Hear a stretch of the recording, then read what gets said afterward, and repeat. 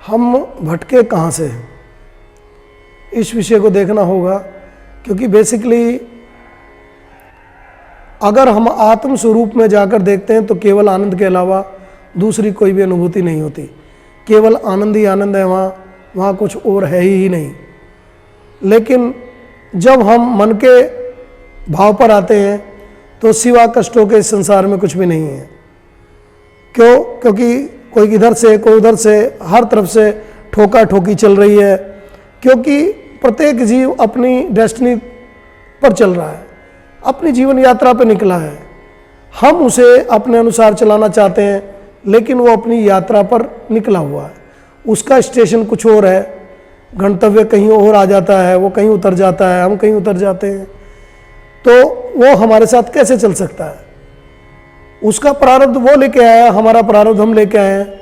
लेकिन जब हम आत्म स्वरूप में झांकते हैं और अपनी आत्मा के सन्निकट जाते हैं तो केवल आनंद के अलावा दूसरी कोई अनुभूति नहीं रहती। क्योंकि आत्मा स्वतः आनंद स्वरूप है, प्रेम स्वरूप है और अमृत तत्व स्वरूप है, सच्चिदानंद है, पर पूर्ण परब्रह्म है। आत्मा तो बिल्कुल एकदम शांत है, उसका कहीं कोई शांति से संबंध नहीं है।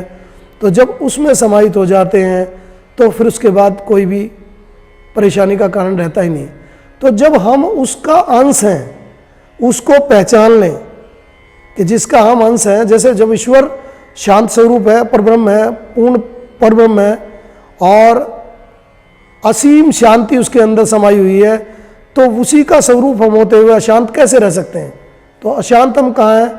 जहाँ हमारी चित्तवृत्तियाँ इधर उधर खिंडमिंड हो गई हैं और मन हमारा दाएं बाएं चला गया है, जिसके कारण हम लोग कष्टों के अलावा कुछ नहीं भोगते। इसीलिए हम लोगों को प्रयास करना चाहिए कि हम उस चेतन अवस्था में जाएं। हम शरीर नहीं हैं, हम केवल आत्मा हैं।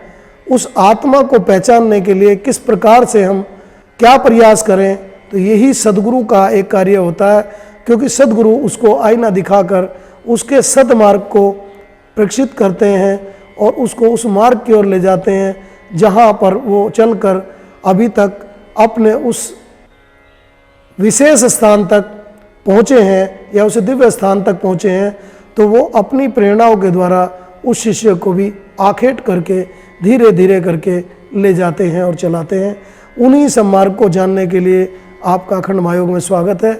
ये वाणी से देने वाला मार्ग नहीं है, क्योंकि कहा भी गया है कि मुझको कहाँ ढूंढे रे बंदे, मैं तो तेरे पास रे।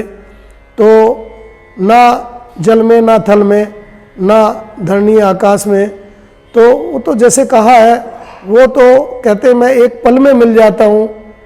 जब मुझे कोई ठीक से देखता है तो मैं एक पल में ही जागृत हो जाता हूँ। तो उस ईश्वर को जानने का प्रयास करना चाहिए। उसी के लिए हम लोग इस अखंड महायोग के द्वारा आप लोगों तक पहुँचने का प्रयास कर रहे हैं और उसी में हम लोग आपको इसे दिव्य अनुभूति की ओर ले चलेंगे, जहाँ से जाने के बाद आपको स्वतः महसूस होगा कि हाँ, मैं एक दिव्य आत्मा हूँ और उस परम तत्व का एक अंश हूँ। हरिओम तत्सत, हरिओम तत्सत।